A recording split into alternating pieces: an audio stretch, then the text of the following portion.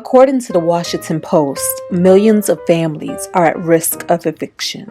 Countless thousands of others have had to file bankruptcies or endure foreclosures.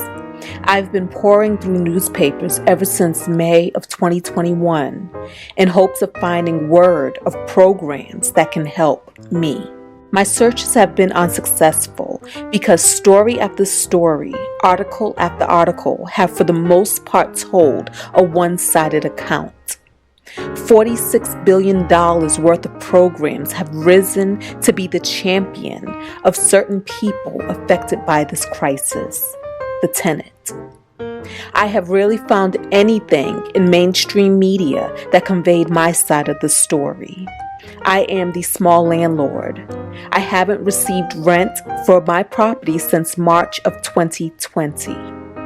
The newspapers say it's because of the pandemic. I say it's due to a select group of people who have chosen to use what is happening in the world to get over on people like me. This is my story. Hey y'all, so today is June 9th. I'm not even sure where I updated you all as far as the rental situation right now, but I do want to say this. Honestly, how am I feeling? My feelings go back and forth. One piece of me feels like, you know what? Again, I feel like this is the thing. When you know something needs to be done, or you should be moving to the next phase of your life, but you kind of don't get around to it, the universe will jump in there and make you do it. And you don't want the universe to do that, because sometimes the way they make you do it can be little uncomfortable, sometimes a whole lot uncomfortable, totally unnecessary, totally preventable if you had just listened to your inner voice to begin with and got to acting, but I didn't. So we were kind of forced into a situation where I had to do something, or the alternative would have been to continue to take care of an adult living in your property, right? Because when you think about the $500 a month that I'm taking care of, and then you think about the fact that she has not been paying her water bill, which at this point in time is $714. They're supposed to be cutting it off. We don't know if they're cutting it off yet, because there had also been a moratorium on utilities where they couldn't be cut off. Hence, that's why it got up to this amount. But the difference between a water bill and electricity bill is this. Electricity and gas, those things are totally in her name. The water department in that county has to stay in the landlord's name with her as the tenant. She's listed as a tenant. And the reason why they do this is because I don't know, maybe they have a history of tenants not necessarily paying their bills. So ultimately, it's almost like co-signing. I'm co-signing for utilities. Oh, I need to get over again. Can somebody let me over? Yeah, so it's like I'm co-signing for utilities. And when you co-sign for utilities, it says, okay, yep, tenant pays this bill. But guess what? If she doesn't pay this bill, you're going to have to come through in the clutch and pay this bill. Because of that, they had actually sent me a letter saying that they're going to put a lien on the property because the tenant hasn't been paying her bill. And then also because of that, whenever she would need to enter a payment agreement saying I'm going to make some payments, the landlord has to sign off on that. Now, honestly, I've been signing off on that Mickey Flick for almost the entire time that she's been living there. Like, I've never known her to pay a bill in full. And when I called them, they say, yeah, she pays $50 here, $50 there. Once again, I feel like it's a situation that you do what you know you could get away with doing. You found a hustle, you found a loophole that says, hey, if I just put a little something on it, they will keep my bill, they'll keep my utility on. So that's what she's totally been doing. But now, since she hasn't been paying me rent, and then we know that she barely has been paying her water bill, I have stopped agreeing to let her enter into this payment plan of a bill that's accumulating to the tune of $700 in my name. So I really do suspect, and I really do, I'm ready that I'm gonna be the one that's gonna have to pay that bill after she is out. I'm good with that. I made peace with that. Yeah, we're going to Wendy's for breakfast. Comment below what's your favorite Wendy's breakfast. Let's just drop a little light spot in here. That's how that's going down. Now, they were supposed to her disconnect of her bill. I can't even remember if I told y'all this already, but her disconnect is supposed to have been June 1st, and it didn't happen because she was able to get an extension. And I called to find out, well, what's the difference between an extension and a payment plan, because she doesn't need my approval for an extension. And they was like, well, an extension buys her like about a week. So honestly, this week, I'm imagining maybe have been the time that something. So I need to call and check on that again. I'm sorry, you said large, right? No, medium. Medium. Mm-hmm. We have only small and large for the Frosty-Chino. Okay, small Frosty-Chino. And medium potato. Yeah. I've seen some videos where it says like it's illegal for a landlord to cut off utilities due to non-payment rent. But obviously this is different because I don't have control over her utilities. She does. She has to be the one to pay those bills. So therefore, it's not like me. The utilities are not in my name, which I'm also kind of happy about, because there was a part of the contract. Thank you. There was a part of the contract where I could have had the utilities rolled into the rent. I could have been like, okay, boom, utilities stay in my name. Thank you. And since the utilities are in my name, I will just charge an extra amount of whatever that amount would be. And I pay the bills and she pays me in the name of rent. That could have been an agreement. And I opted not to do it that way. And I'm kind of happy that I did opt not to do it that way. And the reason why is because then, as the landlord, it would have been like, A, the utilities would have been cut off if I didn't pay utility bills, which would have been a mark in my name and my credit. Or B, I could have called to have the utilities disconnected, which would be illegal for a landlord to do. You can't just go call and say, cut off my tenant's utilities because they ain't doing what I want. You can't do it. Then I would have also been in a worse situation, because if she ain't paying the rent, she ain't paying the rent. And so that would have been that would have meant that even more would have been coming out of my pocket to cover rent and utilities, or the mortgage.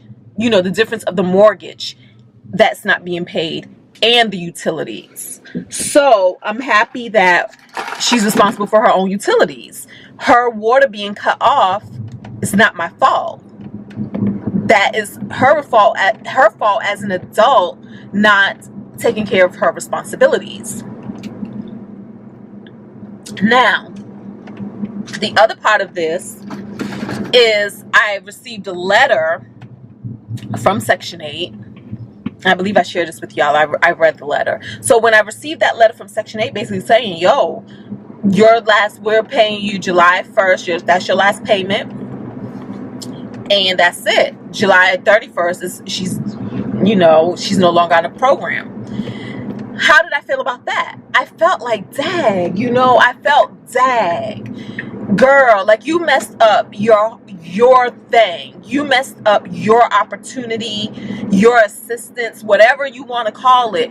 She messed it up because she did not want to do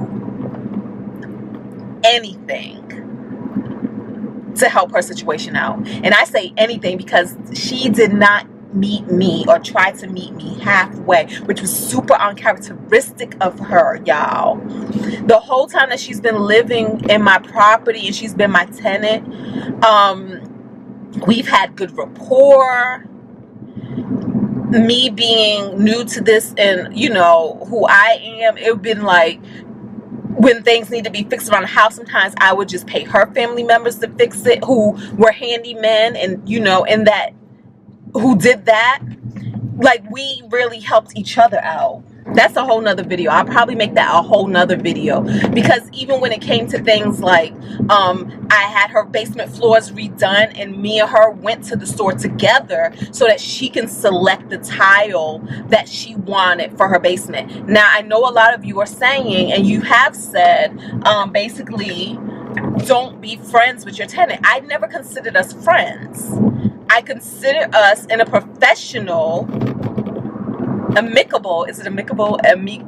likable relationship. And the way I patterned my style of being a landlord, because like I said, I didn't jump into her business, and I did not get pulled into her personal business where I didn't have to. And most times I did not have to. But the way I patterned my style was because I come from a history of my mom and being a child with my mom and having good landlords in our lives. And then yeah, I don't think we've ever had bad landlords. I think either we had some good landlords, or we just had landlords that I just was indifferent to, like I didn't even know they existed, you know, that sort of thing. We have been evicted in the past in my life. We have been evicted. We have experienced things like that. So I never looked at it like I got to be this hard ass with the tenant. I looked at it as I had to be professional, had to be stern. I mean, you know, as far as whatever the rules or whatever were, but I also could be compassionate, and I also could be human, right? And I also could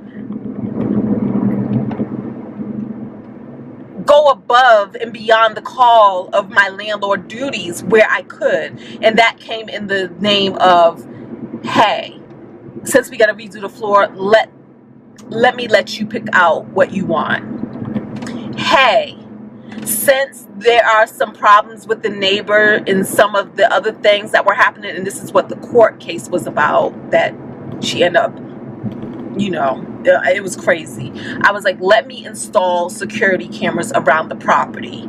I did those things out of the kindness of my heart, and it was above and beyond the call of my landlord duty, but I was doing what I could afford to do as a fellow human being, sharing this planet with another fellow human being. That's what it was. So for her to lose her voucher, I don't feel all that great about that. I wish there was another way, but then I realized that another way was going to continue to be at my own expense. And is that fair? I didn't become a landlord, or I did not choose to have a tenant so that I could run a charity program. No. I'm still doing what a lot of people on this planet want to do, and that is to get themselves in a stable position first financially. Get yourself stable, and then start building wealth for your family and your future generations. That's where I am. I'm not rich, even though I am. I always say I'm rich because, yo, I'm rich. But I'm not by the standard definition of wealthy. I'm not a wealthy person who just has money to burn. I don't have a charity organization that I can somehow reroute and funnel this money through. And she's my recipient in that foundation. That's not where we're at. In the beginning processes.